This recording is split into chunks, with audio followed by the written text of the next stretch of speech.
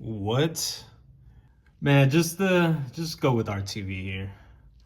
Don't even bother with anything else. So I only have myself to blame, but yeah, I was in here messing with the tie rods, trying to get the toe right and stuff, and I find all this mess. It's leaking everywhere.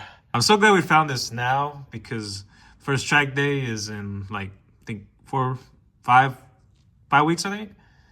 So yeah, man, there's this boo boo. Well, since we found that terrible mess under the car, we ended up getting some stuff to do this job again, resealing the engine oil pan on our Ralliart. And this is supposed to be the proper way of doing it. So since this is our only drivable car at the moment, we're going to be using this Permatex, the right stuff, the 90-minute black gasket maker. This should help us out with being able to drive our Rally Fart a lot sooner. And it gave me an excuse once again to, buy some new stuff. So we ended up getting this GReddy oil filter, as well as a GReddy neodymium magnet drain plug. And this will just make it easier to use sockets that are common in socket sets. And we also ended up going to the pick apart to find a few of these oil pan bolts. We ended up finding an '09 Lancer there, and so we just got these off of there and took some other little things. I think we're ready to get this all taken care of. Well, in the short run that this Mishimoto drain plug was running, we don't really see anything magnetized to it, so that's always a win. And see, what they don't tell you in school is that for the Ralliart, you have to remove this AC compressor bracket first before, the rest of the oil pan can come out. I believe this is all held in with 12mm bolts. So just get you a 12mm socket and start pulling out. And then once you get the bracket out, just try to keep the bolts where they are, just so you don't get confused and mess the whole thing up. I'm not doing this gasket anymore. I don't even know why they make it for this car. Just do RTV. All right, so we got the oil pan surface area pretty much cleaned up, and we did the same thing for the bottom surface of the engine block. So yeah, let's get on the right stuff on here. I really hate doing RTV stuff, anything like this. Just kind of getting nervous when putting the bead on. So I'm just gonna try as best as I can and keep it at around 2mm thick, which is what I cut this end to. So hopefully I don't mess up too bad. All right, so after a little bit of maneuvering and being careful, it's not clean, but I think this will do. Everything looks to be pretty even, and I kind of corrected for some of the spots, so I think we should be all right. Yeah, so let's get this on there.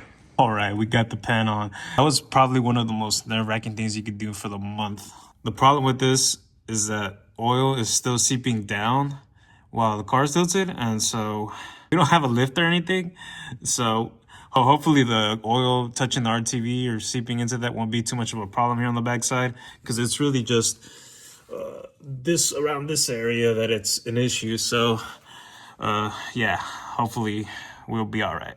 We'll just torque these down to spec, and so like these 10mm bolts need to be torqued down to about 89 inch-pounds, and then these bigger, longer 12mm bolts need to be torqued down to about 22 foot-pounds.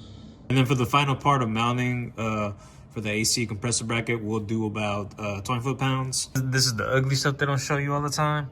Yeah, leave quite a freaking mess, but we'll get it cleaned up. And then we got our blue GReddy filter here, standing out very much so here to the car, and hopefully it'll do us a good job. And so that's our install with the Permatex, the right stuff.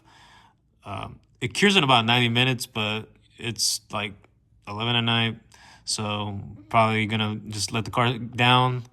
Hopefully no more oil drips down to any of the ceiling areas, so we'll clean up and set the car down and come back and fill it with oil in the morning. All right, it's the following morning, and now we just need to get this Mobile One engine oil put into the Ralliart. And then now we're just gonna let the engine run for a little bit, maybe like 10 minutes, and then we'll check and see under the car and see if we find any leaks. After we let the car run for like about 10-15 minutes, we're down here inspecting. So far, everything looks fine. It looks like the gasket did what it's supposed to do and seal all those imperfections. So far, I'm not seeing anything obvious. Again, that happened with our Fel-Pro. I didn't see anything obvious in the beginning, but we'll check to see later on how it's doing. The only place of concern right now is this part right here. This is where the timing chain covers is at, and this is the spot where the oil is kind of like pooling because we have the car inclined. I mean, so far the RTV looks like it's doing its job, so we'll see. We'll see how it does. Like I said, we'll monitor. If you're gonna be doing this yourself, it is definitely recommended to keep the car level and lifted. That way, any oil that seeps down is not pulling into like one corner or one side of the oil pan area. That way, it makes it a lot easier to get your RTV gasket on the oil pan and basically get it mated onto the engine block, and hopefully with that oil not interfering. Thanks for watching, and until next time.